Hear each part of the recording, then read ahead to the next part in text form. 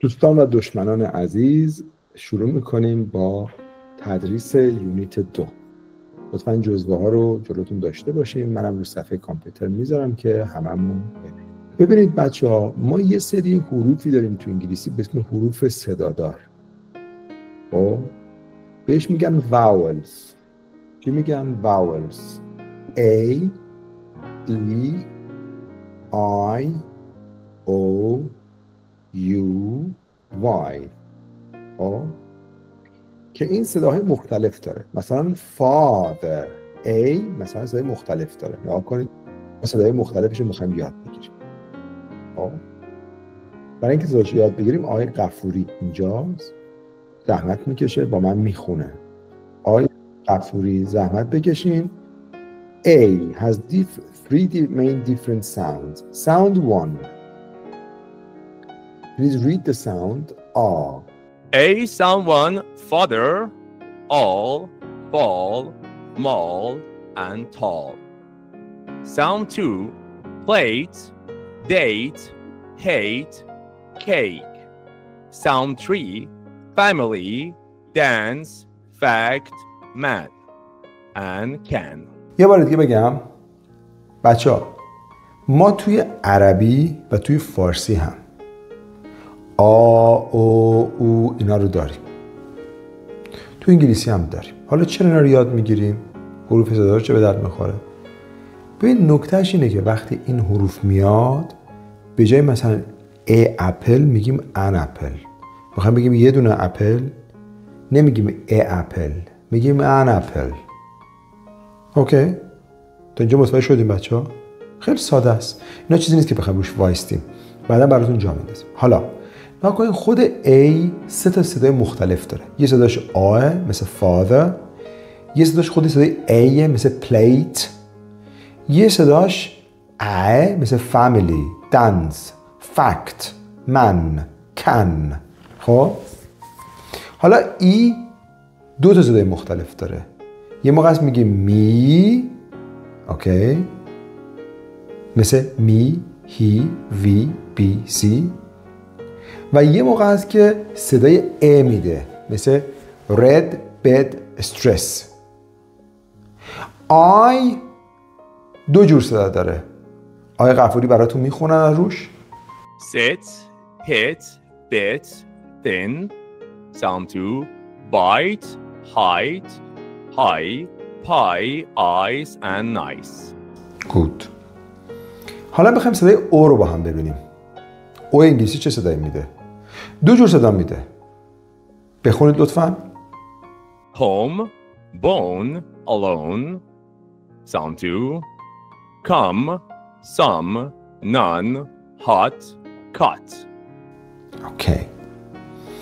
صدای یو رو با هم ببینیم که وقتی ما میخوایم بگیم یو 2 جور صدا داره. یکیش صدای صداداره، یکی دیگر صدادار حساب نمی کنیم. اینجا با هم بخونیم.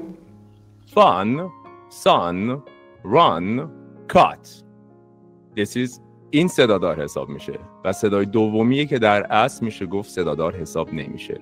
Use, university, human, unit. بچه ها اگه یو صدای آ بده مثل فان، مثل father، آ اینجا این صدادار واوله. This is vowel. ولی اگر صدای آ نده مثلا صدای یو بده این دیگه حروف صدادار حساب نمیشه. مثلا شما میتونید A university، شما نمیگین an university. ولی مثلا یو صدای آ بده مثل umbrella، an umbrella، نمیگید a umbrella. متوجه میشین؟ الو؟ Yes? You get it? Good. خب Y has a long sound like I in nice, right? مثلا تو کلمه nice I nice خونده میشه. Y مثلا میگه my, sky, fly, shy، همه اینا صدای آی میده. خب اگه صدای آی نده دیگه حروف صدادار نیست، کانسونانته، حرف صامته. متوجه شدین؟ مثل یو میمونه. یو هم همه جا حرف صدادار نبود. حالا چرا اینا رو گفتیم؟ خواستم بهتون بگم یه حرف میتونه چند تا صدا بده. ما دو جور، همونطور که بهتون گفتیم، دو جور اکسنت اصلی داریم توی انگلیسی. ما هزاران اکسنت داریم، ولی دو تا اکسنت اصلی داریم. یکی بریتیشه، یکی امریکن. آقا استرالیایی چی؟ اکسنت کامله. یه عالم آدم به استرالیایی حرف میزنه، ولی این دوتا اصلی ترین اکسنت هست. حالا جلسه قبل براتون توضیح دادیم توی امریکا هر ایالتی، هیچی، هر شهری شامل اکسنت خودشو داره. حالا باید چه اکسنتی یاد بگیریم؟ شما بیشتر باید روی امریکن یا بریتیش کار کنیم. کدومو کار کنیم بهتر؟ مثلا الان آقا علیرضا که اینجا پیش من نشسته اومد امروز کمکمون بکنه، لهجه امریکن دوست داره. شما دانشجوها بهتره بریتیش رو یاد بگیرید، امریکن هم یاد بگیرید. چرا؟ توی امتحان آیلتس حتی استرالیایی هم میاد، من اونم کار میکنم، ولی پایه بریتیشه. کسی که بریتیش یاد بگیره به راحتی میتونه امریکن حرف بزنه. کسی که امریکن یاد بگیره به راحتی نمیتونه بریتیش حرف بزنه. من اینو کجا یاد گرفتم؟ لندن. ما تو ایران همه امریکن کار میکنن. ما رفتیم انگلیس، دیدیم آقا کار ما زاره. بلایی به سر ما اومد که مرغ آسمون به حالمون گریه کردن. دیدیم آقا زبان بلد نیستیم. اونجا بود که من زبان خوندم. خب حالا هیچ اشکالی نداره. من از معلمین خواهش میکنم بچه‌هایی که میان کمک میکنن با هر اکسنتی میخوان بخونن. من دوباره روش توضیح میدم، اونجا که لازم بدونم اکسنت رو تغییر میدم. برادر من بفرمایید. All words whose first letter is a vowel should be pronounced by N instead of A.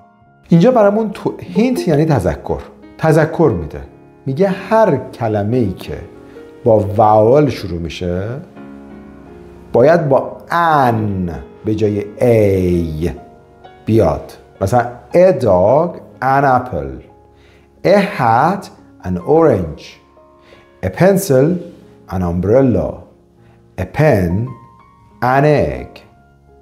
اوکی؟ حالا من با لهجه خودم میخونم. All words whose first letter is a vowel should be pronounced by an instead of a. اوکی؟ خب من دیگه دانشجو دعوت میکنم بیاد بالا این کلمات رو برای ما بخونه. خانم ساحل توکلی. ساحل اینجا رو بخون. این کلمات رو بخون برای ما. chair, desk, ثبت کن. pencil, ما توی اکسنت پایه خانم رحمانی روی بریتیش کار میکنیم. ما تو بریتیش جلسه قبل گفتیم، بعد تکرار میکنم، چر نداریم. chair, چه chair, کجا اینو میتونیم یاد بگیریم؟ 3 or 3 sheep or ship. ما اول رو اکسنت بریتیش کار میکنیم. چه همه کلاس من تکرار کنن.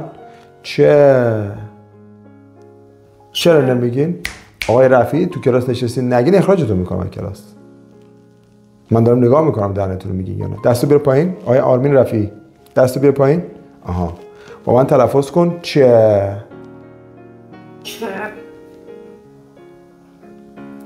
میکروفون آقای رفیع رو باز کنین ببینم درست تلفظ میکنه. دیدی گفتم یاد نگرفت. وقتی اینجوری میشینه تو کلاس آسمون رو نگاه میکنه یاد نمیگیره. بچه ها از من تکرار کنید. Listen and repeat. خانم توکلی چرا میکروفون رو بستی؟ شما با الان همکار منی دیگه، داری کمکم میکنی. بریم. Next one. desk, مرسی. This one. pencil, مرسی. This one. table, بچه ها بریتیش دیگه اینو چجوری تلفظ میکنه؟ علیرضا میدونی؟ table. ای. بچه ها بریتیش ها ای به کار میبرن. ای. table. حالا یه خنده‌دار براتون بگم. میخواست بگه 8 تا توپ داریم. کی بود؟ پدر خانواده‌ای که من تو خونهشون هوم استی بودم. گفت امیر we got 8 balls. 8 به 8 8 گفت 8. این گوشتون آروم آروم عادت کنه. آقا ما الان جوری یاد بگیریم. من همتون رو کمک میکنم، قدم به قدم کنارتونم، جوری بهتون یاد میدم فیلم نگاه میکنین انگار زبان فارسیه. باید فولی را بیافتین، آروم آروم، عجله نکنید. خب ساحل قشنگ خون table or table. This one Waste basket. very good. Waste or یه بار دیگه، یه جور دیگه waste basket. Waste basket. Eraser. Eraser. Eraser. Eraser. بچه ها یه سلامی بکنید به یه صدای جدید به اسم آه. آه. از اینجا، از اینجا، از تو حلقومتون. آه. آه. ما تو بریتیش آ رو تلفظ نمی کنیم تو آخر. آ میگیم. Eraser. Can't you see that؟ ناکن اصلا میخوان حرف بزنن بریتیش ها. امریکن میخوره. بریتیش ها رو داریم یاد میگیریم. Eraser. Okay. مرسی ساحل. This one. Clock. Very good. This one. Map. Very good. So, please mute your microphone. Now I will say and everybody repeat. Chair, desk, pencil, table, waste basket, eraser, clock, map. یکی دیگه بچه‌ای که زبانش خوب بود خانم معصومی نهاد هستین؟ بچه‌ها گوش کنید، دوتا معلم، لهجه مهم نیست، با هر لهجه دوست دارن بخونن. این دوتا عزیزان تدریس میکنن، صداشون رو گوش کنیم، بعد اگه لازم باشه من دوباره از نو میخونم. شما A هستین، علیرضا B. What's your name? I'm Sarah Connor. Is that S-A-R-A-H? Yes, that's right. How do you spell your last name? C-O-N-N-O-R? No, it's C-O-N-N-E-R.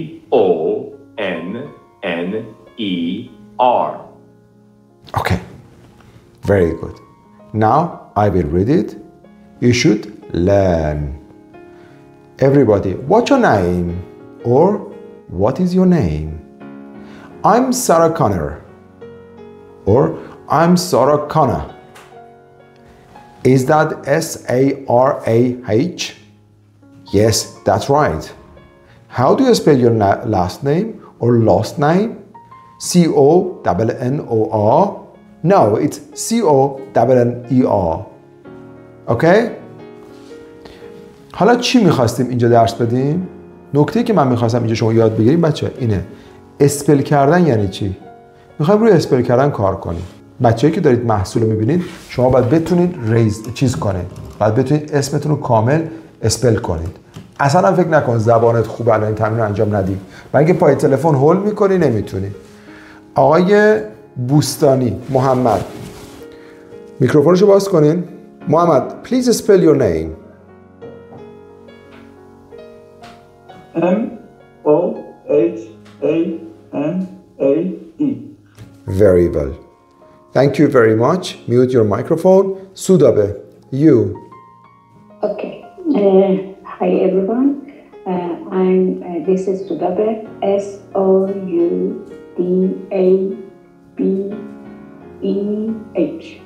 Very good. This is Sudabe. The spell of my name. S-O-U-D-A-B-E-H.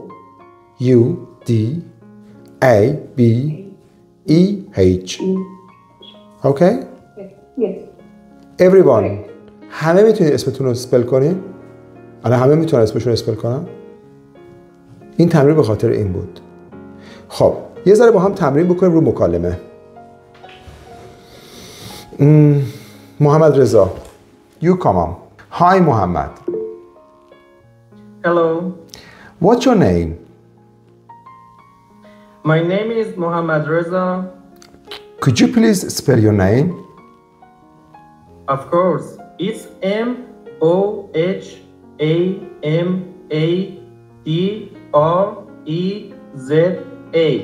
Thank you very much. You're welcome. آفرین. چی باید جواب بدیم؟ Thank you very much. You are very welcome. بچه ها کلن یاد بگیرید. قشنگترش You are absolutely welcome. You are absolutely welcome. You are absolutely welcome. You are very welcome. Okay? Everyone? You got it? مرسی. بریم next one. اینجا آقای غفوری و خانم عزیزی اگه هستن لطفاً بیان بالا. A آقای غفوری، B خانم عزیزی. میخوام بگن برای ما، میخوام بچه ها برای ما بگن، مکالمه کنن، ما گوش کنیم. Hi, this is David. Is this Mr. Roberts here? I'm sorry, but he's not here right now. Do you want to leave him a message? Yes, please. Tell him to call me at work. Very good. Once again, the first time when Ali Reza read, he said, Hi, this is David.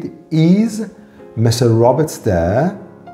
Now we want to repeat this again, okay? But fast and quicker. Ali Reza, ready? Please, start. This is David. Is Mr. Roberts here? I'm sorry, but he's not here right now. Do you want to leave him a message? Yes, please tell him to call me at work.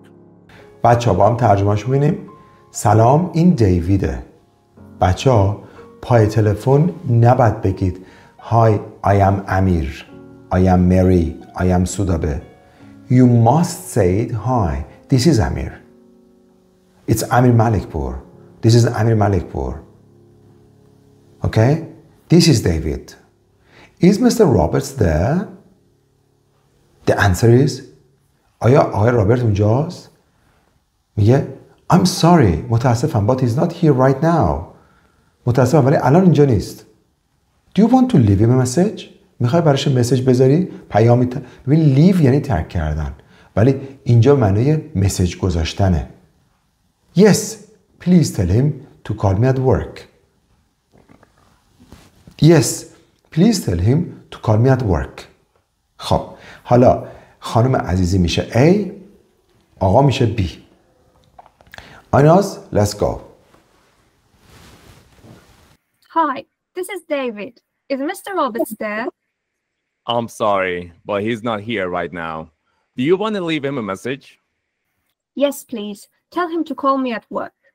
Perfect. Good. بچه ها شما باید اینا رو انقدر تکرار کنید که تو ذهنتون ملکه بشه. هی تکرار تکرار تکرار ملکه میشه. Do you want to leave him a message? اینو با خودتون کار کنید. Do you want to leave him a message? Do you want to leave her a message? اگه خانم do you want to leave her a message؟ وقتی تکرار میکنید مغز یاد میگیره. تحقیقات دانشگاه استنفورد به ما میگه که مهم نیست چند سالتونه. شما میتونید یه چیزی یاد بگیرید در اثر تکرار، مغز عین مغز جوان یاد میگیره. شاید به اون سرعت نه، ولی با سرعت کمتری شما یاد میگیرید. هیچ سنی نیست که شما یاد نگیرید. اوکی. بیاین. حالا میخوایم عددا رو بخونیم. آیناز میخونه برامون. 0 or O or no. 1, 2, 3, 4, 5, 6, 7, 8, 9, 10.